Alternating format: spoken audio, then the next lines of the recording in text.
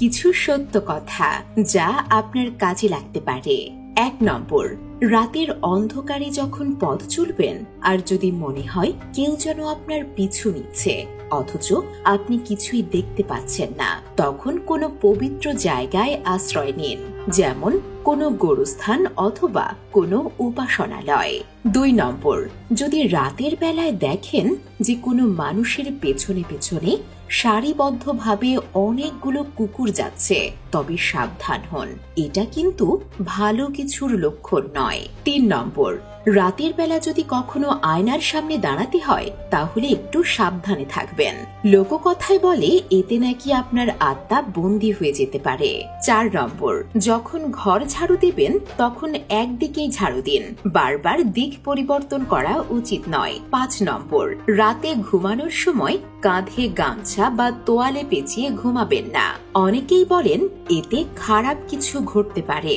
6 নম্বর, যদি কেউ প্রথমবার রান্না বানায় সেই খাবার বাড়ির ভেতরেই খাওয়ান, ভুলেও যেন বাড়ির বাইরে না যায়। 7 নম্বর, কখনো ভুলেও কালো জাদু নিয়ে খেলা করবেন না, এতে আপনার জীবনের অনেক বড় ক্ষতি হতে পারে।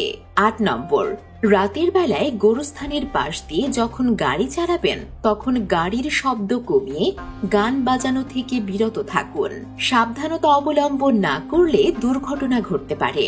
9 নম্বর, যদি দেখেন কোনো পাখি ভুল করে আপনার ঘরে ঢুকে গেছে তাহলে দেরি না করে তাকে বের করে দিন, এটাকে দুর্ভাগ্যের পূর্বাভাস বলে মনে করা হয়। 10 নম্বর, মাগরিবের আজানের সময় পুকুর পাড়, বাঁশবাগান, তাল গাছ অথবা বাড়ির ছাদে যাওয়া উচিত নয়, এ সময় কিছু অদ্ভুত ঘটনা ঘটার সম্ভাবনা থাকে।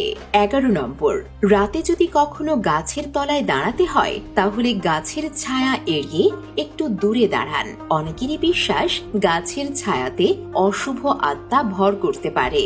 12 নম্বর, গভীর রাতে যদি রাস্তায় হাঁটার সময় দেখেন কালো কুকুর বা বেড়াল আপনার বাঁ দিক থেকে রাস্তা পার হচ্ছে তাহলে অবশ্যই সতর্ক থাকুন, কারণ এটা কোনো শুভ সংকেত নয়। 13 নম্বর, গভীর রাতে রাস্তার মোড়ে বা চৌমাথায় একা দাঁড়িয়ে থাকা উচিত নয়, এতে আপনি ভুল পথে চালিত হতে পারেন অথবা কেউ আপনাকে ভুল পথে নিয়ে যেতে পারে। 14 নম্বর, যদি দেখেন বাঁশঝাড়ের কোনো একটি বাঁশ কোনো কারণ ছাড়াই নুয়ে পড়েছে তাহলে সেই বাঁশের উপর দিয়ে হাঁটা একদম উচিত নয়, এটাও একটা খারাপ ইঙ্গিত। 15 নম্বর, ঘরে যদি কোনো পুরনো দিনের জিনিসপত্র থাকে তাহলে সেগুলোকে খুব সাবধানে রাখুন, পুরনো জিনিসপত্রে অশুভ শক্তি বাসা বাঁধতে পারে। প্রিয় দর্শক, এই টিপসগুলো যুগ যুগ ধরে প্রচলিত, আশা করি এগুলো মনে রাখলে আপনার জীবন অনেকখানি সুরক্ষিত থাকবে এবং কোনো খারাপ ঘটনা ঘটবে না। এমন ভিডিও আরো দেখতে চাইলে আমাদেরকে অনুসরণ করতে পারেন। ধন্যবাদ।